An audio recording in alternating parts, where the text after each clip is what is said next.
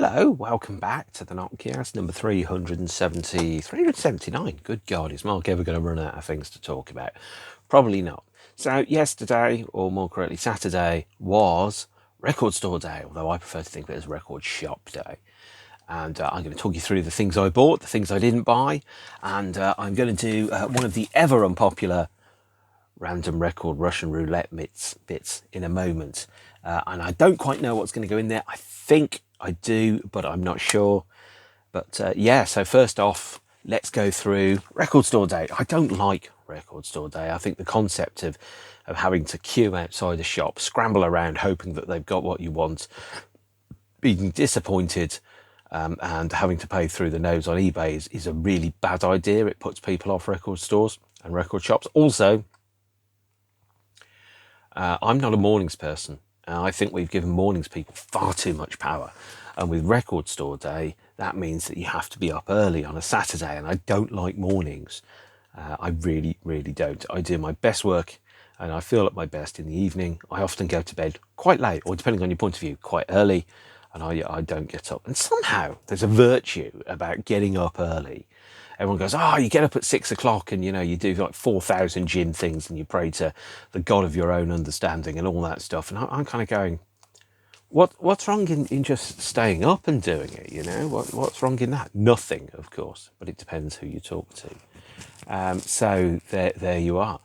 So today, record store day. Let's talk about what I didn't buy. Well, I didn't buy the Stooges because I completely forgot it was coming out. And I think I'm going to have to get that at some point because you can't have enough Stooges records. I didn't buy Pulp's intro on vinyl because I forgot it was coming out as well because I'm a bear of little brain. If there's any copies left, I might go and get a copy of Pulp intro. I love Pulp. And by the sounds of it, a couple of you do as well. So I might start talking about Pulp at some point. I think they are magnificent. And Jarvis Cocker is obviously the third finest living Englishman after me. And, was Lemmy or David Bowie, depending on your point of view. But the second finest living Englishman, I'll let someone else duke it out for that. But I'm the first finest living Englishman, I'll put it that way. And Jarvis is number 3. No, that's not strictly true. Pretend I didn't say that. So what else did I get? Well, I got the Cure's top on picture disc, the top. The easiest way to get me to buy something by the Cure, considering they haven't released an album of new studio material in 16 years, is to put a picture disc onto an album I bought for £3 about 35 years ago, and I'll buy it again at more than £3. But also, this is actually only the second full price, brand new copy of the top that I've bought, and the first brand new retail version of the top I've ever bought on vinyl. So there you have it, because I bought my Cure albums second hand after they came out, that's quite an experience. And I bought all my CDs in the Assemblage Cure box set, which is just up there where I'm pointing my finger right now. And I think Assemblage is fantastic, I'll put it that way. But yeah, the top, so remastered. Now this is, if there's one lesson to take away from the top, it's that drugs are very bad. And you shouldn't be in 3 bands at the same time, especially not if the bands are The Cure, Susie and the Banshees and The Glove. And you shouldn't also be existing on a diet of drugs and no sleep, which comes out in songs like Banana Fishbones, which is, fair to say, a little strange. But then again, there are, I've done a full episode about the top, so I suggest you go and watch that. But there are some fantastic tracks on it, and there's some not fantastic tracks on it. The second thing, I'm going alphabetically, by the way, and this is my first name, not last name, Frank Turner, Girl from the Record Shop, 7-inch, there, backed with All Night Crew. And I am delighted to tell you that I am participating in Frank Turner's world record attempt in-store tour shortly, where he is going to play, I think, 15 cities in 24 hours and a set of the minimum length of 20 minutes to at least 15 different venues and cities. So yes, I'm going to one of the shows on that. So I've always wanted to be part of a world record attempt. Really, really looking forward to it. Haven't heard the song yet. I like to experience albums as opposed to hear them parcelled out in little bits and pieces, which means I haven't heard the new Pet Shop Boys singles, except by accident. I haven't heard the B-sides because I want to experience it in the context of the album. I think the albums are where it's at. Third one I've bought, Yes, I know. So if you're going to look at me over here and go, really, Mark, we're not angry, we're just disappointed. Morrissey and Susie, Interlude, repressing of the 1994 12-inch, this time on gold vinyl in a coloured sleeve. And I was always very partial to Interlude. I always thought it was a fabulous song, actually. Very underrated and overlooked in the Morrissey canon because it hasn't been on an album. But since I'm doing an episode about the Vauxhall and I album shortly, Interlude will get an appearance in that. So I'm very happy that it's recently got a release. Classic single. I would like some classic albums back on vinyl in their original artwork, please, if you are watching. Not that you are. Fourth one, I got Suede's Autofiction Live. This is the vinyl edition of what was on the 3 CD expanded edition of Autofiction, and hence the T-shirt there. So I was at least one of the shows that's on this live album, the Bexhill show, which was one of my favourite Suede shows of all time, with some amazing company, as all Suede shows actually are. Because to me, seeing Suede isn't just about seeing the music, it's about seeing the people that I know, and it's about having a day off from reality. And we all know reality ain't that amazing. And I was talking about that the other day with somebody, actually, the fact that reality wasn't good enough. And if you can't change reality, you change your reality or your relationship to reality. And Suede shows are the ones where I feel most like I'm myself, if that makes sense. You know, I'm with people that I know and trust. I'm in an environment that I enjoy. I'm listening to music that's changed my life. Yeah, Suede's made my life better, basically, and hopefully it has done the same for you. And if it hasn't, I'm sure some more music has done that for you, because frankly, if it hasn't, what the hell are you doing watching a middle-aged man with no hair talk about his record collection? I don't know. But in keeping up with the tradition of Suede live albums being recorded at shows I was at, yes, I went to some of the shows on this tour that are on this record. Last one, and again, I have to talk about a band you will have heard of before, and I have not casted about before, the U2s, and this is their Atomic City 10-inch single. This has a limited pressing, so in America I think there's 3,000 copies, in Britain 2,700, in Italy 250, Spain 250, Ireland got just 300 copies of this, which is ridiculous, all things considered. But Atomic City on 10-inch is, I'm a fan of the song, absolutely. I think that it's blatant copying of Call Me by the Blondie is very good and interesting. It has a live version recorded at the Sphere in Las Vegas with Bram van den Berg on the drums, and a remix by Mike Will Made It, whoever that is. I haven't opened this yet, but I will. During lockdown, I went through all of my sealed records, and I thought, I'm saving them for a sunny day or a rainy day. And we had 18 months of rainy days during lockdown, so I opened them all. I just haven't got around to opening this yet, but I will listen to it. And I'm glad that they're still making new material, even if some people don't like it. Okay, so if you see a copy of Pulp's intro on vinyl and you want to buy it for me, go right ahead, because I haven't got around to getting it yet. So we're going to do the Random Russian Roulette of records, and I have tasked the boy with a CD, a DVD, a Blu-ray, a 7-inch, 12-inch, and a book. So this, Primal Scream, Beautiful Future. Okay, everyone. Well, one of you asked about Primal Scream earlier, and thought about, and asked, do I have thoughts about Primal Scream and what do they mean to me? Well, here's where you find out. Beautiful Future, I think, is their 2000, let me just check the year, 2008 album, 2009, something like that. Is it good? No, not really. 2008, Be Unique Records. So they're starting to go through various record companies. And you can tell when bands go through record companies quite quickly is that things aren't working out particularly well. So obviously Creation, then Sony, now they're on Be Unique. They're probably on my dad's Roller Cola Records right now. This is where I started to drift away from Primal Scream around about now. I thought getting Manny into the band was a great choice. I don't recall if Throb was out of the band at this point or not. I guess I'm going to find out. Yes, Throb was no longer a touring member of the band, which is a shame. Obviously, Martin Duffy was still listed in the band alongside Manny from the Stone Roses on bass. Beautiful Future is not a great album for me. It sounds to me like someone's diluted the 2002 album Evil Heat, I think it's called. I'll need to check. Evil Heat, and taken some of the more traditional rock stuff that they did in 2006's, whatever it was called, and put it together to create this, which is a kind of amalgam. It's like a cross between Give Out and Don't Give Up and Evil Heat, which doesn't sound like an amazing proposition. And I can guarantee you it absolutely isn't. I genuinely don't remember any of the songs on this album because I haven't heard it for a long time. I could name most Primal Scream albums and some of the songs that are on most of the albums, but I haven't heard them a great deal recently. And I think there's been a law of diminishing returns in their studio releases. This was, well, the album before this, oh God, I can't remember what it's called. Riot City Blues was the one where I thought it's starting to become formulaic. It's starting to become obvious. Now, sometimes the formula, some bands have a formula, they're great. The formula's fantastic. AC/DC perfected the formula with the first song they ever released, Can I Sit Next to You, Girl? And then the next song that was sung by Bon Scott, and that's it. That's the formula. You just tinker with it forever. That's what you do. Iron Maiden, of course, they did their formula and they had it perfected by the time they released Number of the Beast in 1982, their third album.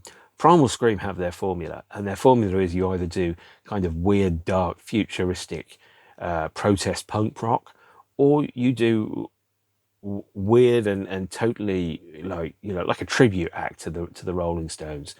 Beautiful Future is definitely leaning towards the former rather than the latter, but I don't remember any of the songs that are on here. Beautiful Future, Can't Go Back, Uptown, I think I remember that one. I genuinely don't know what some of these songs are, but yeah, and I stopped seeing Primal Scream in 2004. I think the last time that I properly saw them on a regular basis was when they played the Brixton Academy Palestinian Benefit with Nick Cave and Beta Band, or the guy from Beta Band, and some of the other ones that's on a DVD. Spiritualized played as well. That was quite a good night. But Beautiful Future, it just sounds like a band that have got like 3 templates, and they're going, we're going to do one of the gritty electronic ones that's about the future, that's vaguely political. And as I've mentioned previously, the way that they treated both Throb and Duffy and Denise Johnson, I am displeased with, and I think that's abusive. And so, whilst you can separate the art from the artist, because if you separated art made by unpleasant people from art made by pleasant people, you'd have to rule out a lot of really good music and a lot of really good films at that point. But at the same point, you kind of go, well, if there's a track record, I don't have to endorse it or support it as much as perhaps I ever could. Talking of which, there is a free bonus track and content of interview and a non-album track, Urban Gorilla. I'm not sure I ever downloaded that, actually, so I might see if 16 years later this still applies. Almost definitely not. I'm going to find out. I'll do it later, and then I'll tell you in the comments. Right, let's go for a DVD. Let's see what the DVD is. I think the DVD is Tom Cruise in Jerry Maguire. So this is the Show Me the Money film, and it's good. It's an interesting film. You see, the thing is, I like Tom Cruise movies, despite the fact that Tom Cruise is in them. He's clearly very good at what he does, and he's very driven. He's very good at picking great directors, great writers, great co-people to work with. But he himself is more of a talent scout than a fabulous artist, in my opinion. And in all the Tom Cruise movies that I've seen, I genuinely don't get much sense for who he is as a person. You watch certain things and you go, that's a passion project. So you do stuff by, if you watch things which have got Paul Giamatti in, if you watch things that have got, is it Daniel Day-Lewis? And you kind of watch them and you go, that is something that someone's making because they really, really care and believe in it. Philip Seymour Hoffman. Okay, I'm not sure he really cared and believed in the Hunger Games, for example. But you can see parts of a person's personality and what's going into it and why they've chosen this. Whereas when you watch Robert De Niro now, ever since The Adventures of Rocky and Bullwinkle, his motivation is getting paid. And I get the feeling that Tom Cruise's motivation is to make a good movie and not necessarily to express any personal beliefs if he's ever got any. Jerry Maguire is quite a good film. That's a very nice way of putting it. Directed by Cameron Crowe. He's done some great stuff, Cameron Crowe, over the years. He's done Almost Famous. I think he's done Vanilla Sky. He's done some other things, and he's very good. But again, Jerry Maguire is one of those films where you look at that poster and you go, "What's it about?" And I go, "I don't really know. I'm not sure." As a poster, it tells you, or as an image, it tells you nothing about what is this film about.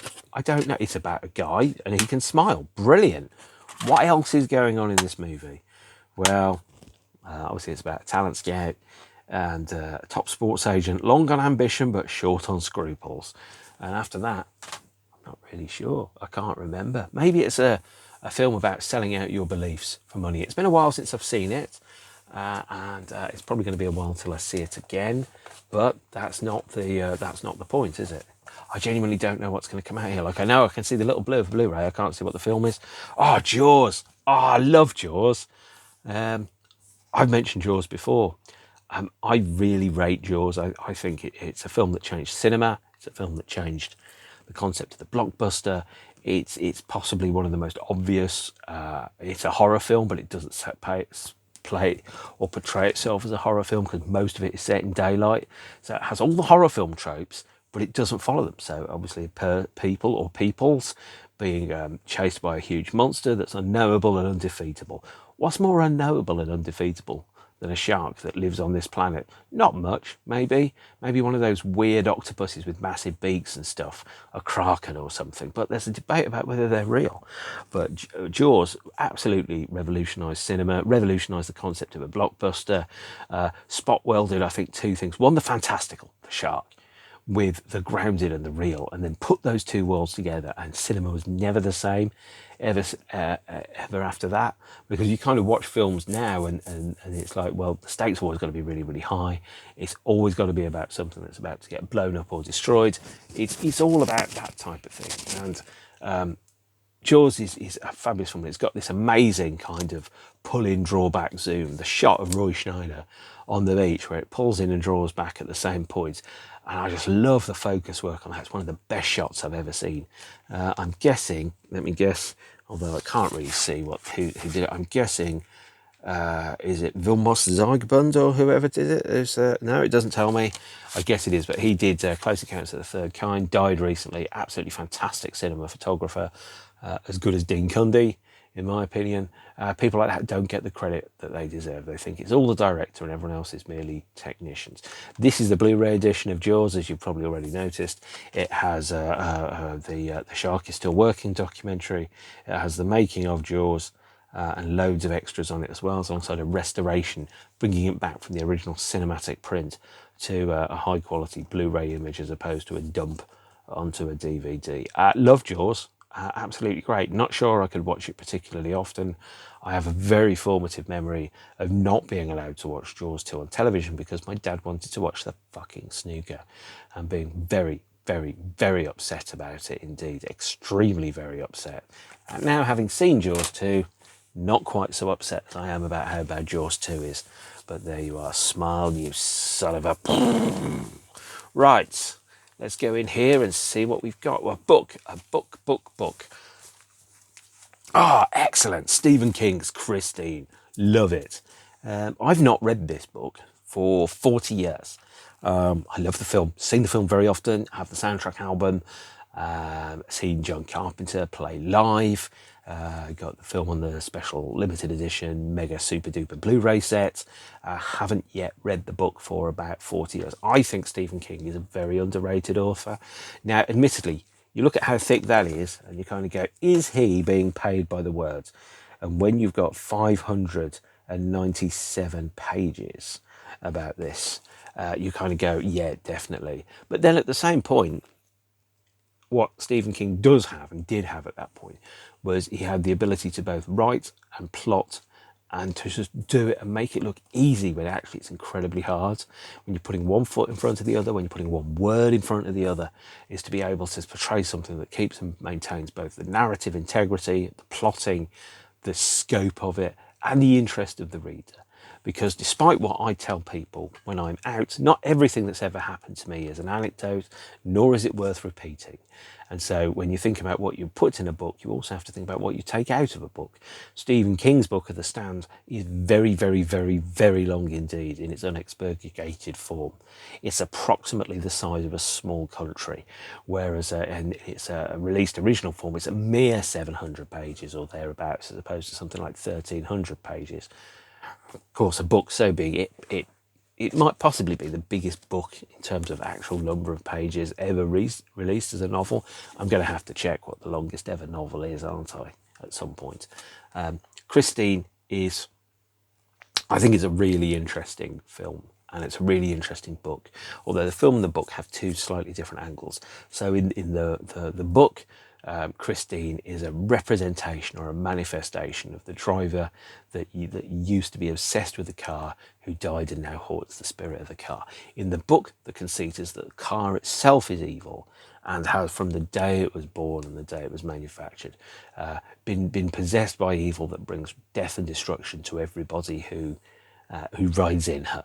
And so therefore the idea is it's not the ghost of the dead driver that's evil, it's the machine itself. And I love the conceit that sits alongside that.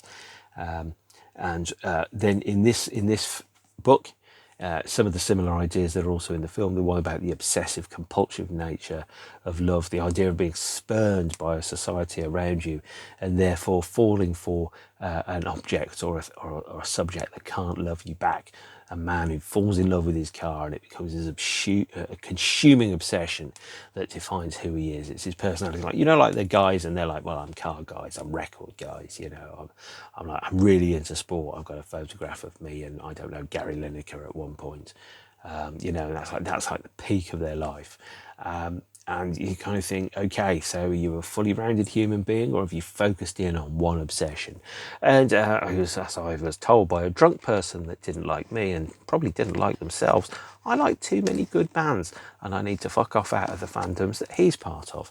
Well, no, that's not how it works. I like what I like, you like what you like, and that's how it works. What a bloody idiot that guy was. This book is about obsession, it's about compulsion, it's about hyper-focus, it's about finding something and clinging to it and loving it even if it doesn't love you. And it's a metaphor for addiction. King was an alcoholic at various points, which obviously is part of what he wrote in The Shining. And obviously, as anybody that has read the various literatures around that, is that you never become an ex-alcoholic, you become a recovering alcoholic, which is what I think was a big subplot of The Shining, which was changed by Stanley Kubrick, which Stephen King notoriously and understandably absolutely bloody hated. This was published in 1983, the year that the film came out. There was a little mini industry around Stephen King in the early 80s. So not just Carrie, not just The Shining, but then there was Firestarter, Christine, Children of the Corn, Cat's Eye. He had an appearance in Creepshow, Maximum Overdrive. That weird, was it the Langoliers or whatever it's called, with a really crappy CGI. There's been a whole industry of Stephen King books, some good, some bad, some films amazing, some not so amazing. Stand By Me, for example. What is it? His book on writing, Stephen King on Writing, is one of the best books on writing or about writing for anybody that's creative that I've ever read, and I strongly recommend it to you. Again, not quite sure how we got to there from here.